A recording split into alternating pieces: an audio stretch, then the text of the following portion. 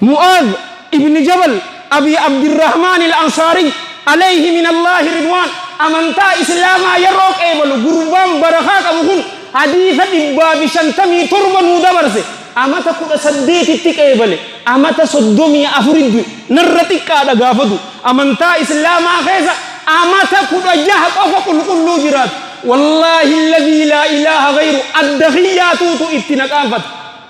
wallahi ya Mu'adh inni la uhibbuka ji'ani min rasulillah sallallahu alaihi wa alihi wasallam odo Mu'adh radiyallahu an wallahi ya ergama Allah sinjaladha jeen wannama ajaibu mitika isin cufatu rasul sallallahu alaihi wa alihi wasallam ana isin gafate injalatanini